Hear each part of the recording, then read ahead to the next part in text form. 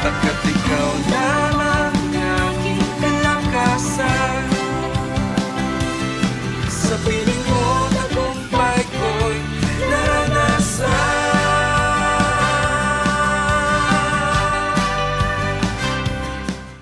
Magandang araw pong muli sa bawat isa na patuloy na sumusubaybay dito po sa ating programang Araw-Araw na Pagpapala. So ang pagpapala po ng ating Panginoon ay patuloy nating nakakamtan araw-araw. So tayo po muna ay manalangin. Hallelujah. Father, in Jesus' name, salamat po Panginoon sa araw nito, O Lord God, na patuloy ka po naming pinupuri at pinasasalamatan, O Lord God. Lord, sa iyo po namin ipagkakatiwala ang aming mga buhay at patuloy ka po naming papupurihan at ikaw po, Panginoon, O Diyos, ang patuloy na manguna sa oras na ito, O Lord God. Na yung banal na Espiritu ang siyang patuloy na maghari, O Lord God. In Jesus' name we pray. Amen and amen. So, yun. Sa araw na ito ay itutuloy ko pong muli yung na-share ko last time na paraan na dapat nating gawin para madalisay ang ating mga puso or ways to purify our heart for God. So, yun pa rin po yung verse na isi-share ko at babasahin ko po yung Matthew 5:8. Sabi po dito, "Blessed are the pure heart, for they will see God." So, pinagpala ang mga may malinis na puso sapagkat makikita nila ang Diyos. Sa Psalms 51:10, sabi po dito, "Create in me a clean heart, O God, and renew a right spirit within me." Isang pusong tapat sa aking likhain, bigyan mo, O Diyos, ng bagong damdamin. So yon, naibahagi ko po nung nakaraan yung tatlong paraan. So balik-aralan po natin. Natatandaan po ba ninyo yung mga naibahagi ko nung last time? So yon, ating pong babalik-aralan sa sandaling ito. Yung number 1 po, na nabanggit ko na kaparaanan yung dwell on the Word of God o manatili po tayo sa salita ng Diyos sa pamamagitan po ng pag-meditate natin ng kanyang salita, sa pamamagitan po ng pagbabasa ng salita ng ating Panginoon. Ito po ay pinakamabisang paraan para pinakamabisang paraan na dapat nating ginagawa nang sa ganon ay patuloy na nalilinis kung anuman ang karumihan sa ating puso at sa ating kaisipan. At ang ikalawa po na na-share ko nung nakaraan, spend quiet time with God o maglaan po tayo ng tahimik na oras sa ating Panginoon. Ginagawa po ba natin na tayo ay naglalaan ng tahimik na oras para makausap at para makapag-pray po tayo sa ating Panginoon?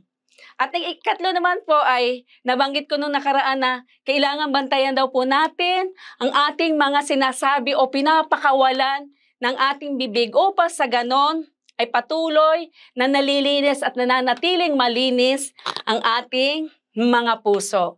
At ngayong oras na ito, ang ibabahagi ko po ay yung ika-4.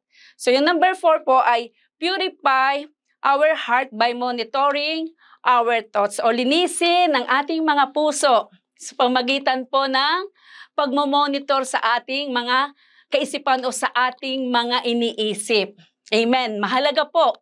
Napakahalaga po na patuloy nating narerendahan o binabantayan po natin ang ating puso sa pamagitan din po ng pagmamonitor natin sa ating kaisipan o sa ating mga iniisip. Amen.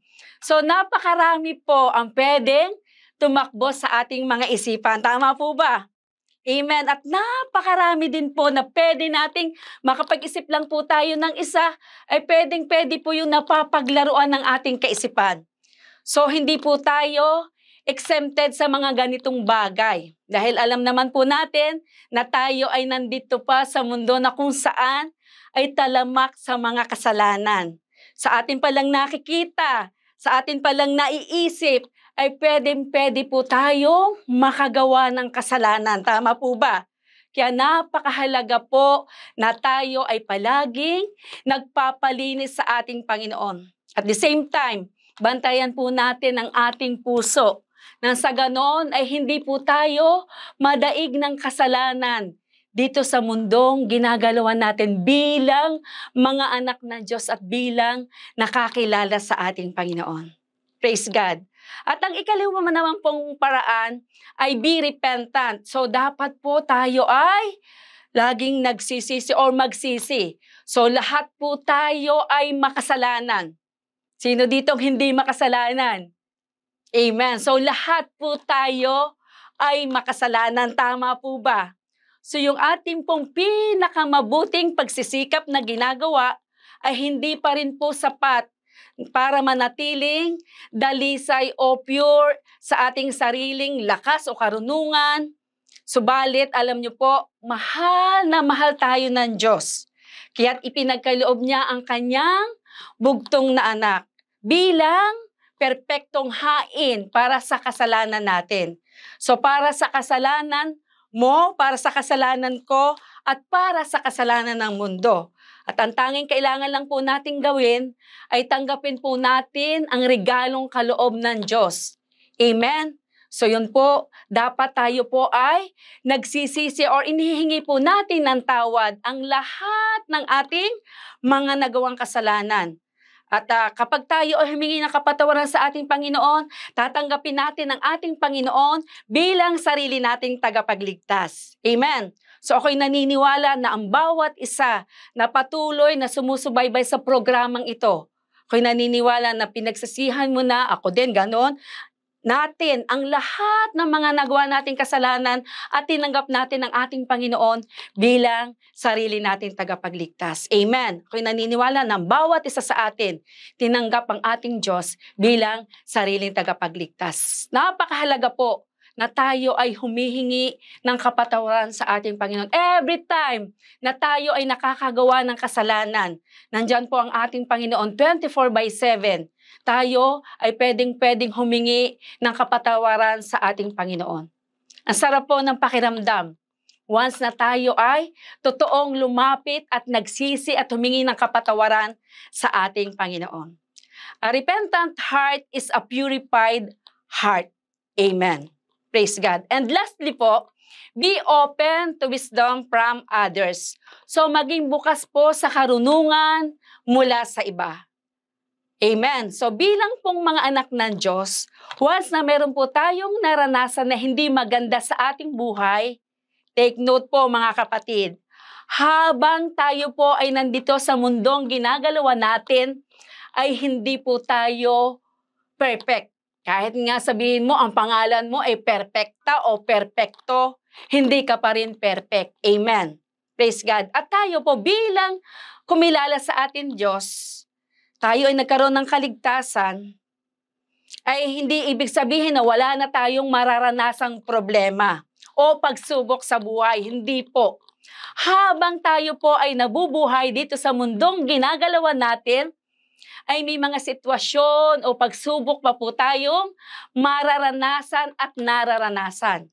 At once na may maranasan po tayo, ay huwag na huwag po nating talikuran. Ibig sabihin, kapag nakaranas ka ng sitwasyon, problema sa buhay, baka talikuran mo na at the same time, hindi ka na rin lumapit sa ating Panginoon.